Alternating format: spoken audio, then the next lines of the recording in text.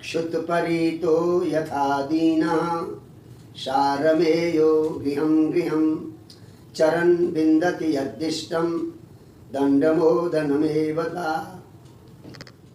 इस जीव की गति वैसी है जैसे कोई भूखा कुत्ता हर घर में जाता है कि यहाँ से कुछ मिल जाए, यहाँ से कुछ मिल जाए।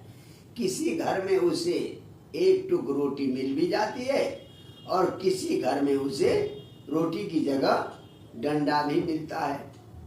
तो ये संसार भी ऐसा है। देखिए क्या बढ़िया कहा है, च्युत परित, भूख से व्याकुल, दीनः सार में, बड़ा दुखी जो कुत्ता है, गृहम गृहम चरण, हर घर में जाता है। जब रोटी खाने का टाइम हो आपका, उसको पता लग जाता है, खुशबू आ जाती है, जाता है। और यद्दिष्टम, उसके भाग्य में जैसा है उसे वही मिलता है। कभी कभी उसे चावल भी मिल जाए, रोटी भी भोजन मिल जाए, कभी कभी कोई गुस्से से एक डंडा भी मार देता है। तो ठीक उसी प्रकार से ये जो जीव है, तथा कामाशयो जीव, कामना से भरा हुआ ये जीव कभी ऊंचे योनियों में, देवता आदि योनियों में, कभी मनुष्य योनियों में, कभी कीट पतंग योनियों में आता जाता है। और ऊपर यधोबा मध्यबा, कभी स्वर्ग लोग जाएगा, कभी मध्य में रहेगा, कभी नरक लोग जाएगा। तो वो क्या है, तो प्रियम अप्रियम, कभी प्रिय वस्तु मिलेगी, कभी अप्रिय वस्तु मिलेगी।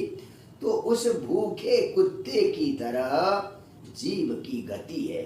ये बहुत ही कड़वी और सच्ची बात कही है। इसीलिए हमें उसकी तरह न रहकर केवल और केवल अपने इष्ट प्रभु का शरण लेना चाहिए, ताकि हम उनमें जाकर मिल जाए, मुक्ति और भक्ति का आनंद लें।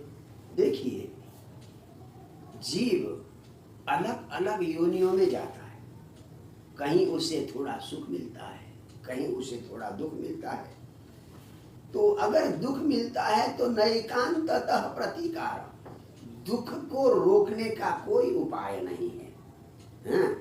कि क्योंकि सुख भी दुख भी अविद्या से प्राप्त है। तो इसलिए सुख से और दुख से बचने का कोई उपाय नहीं है। एक ही उपाय है, भगवत प्राप्ति, भगवत शरणागति। तो इसलिए आप संसार का शरण ग्रहण न करके भगवत शरण ग्रहण करें।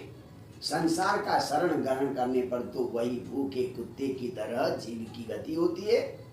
अगर भगवत शरण करेंगे तो भगवान के भक्त होकर आनंद से रहेंगे, वहाँ चिंता नहीं है, न भूख है, न प्यास है। तो इसलिए यही उत्तम मार्ग है।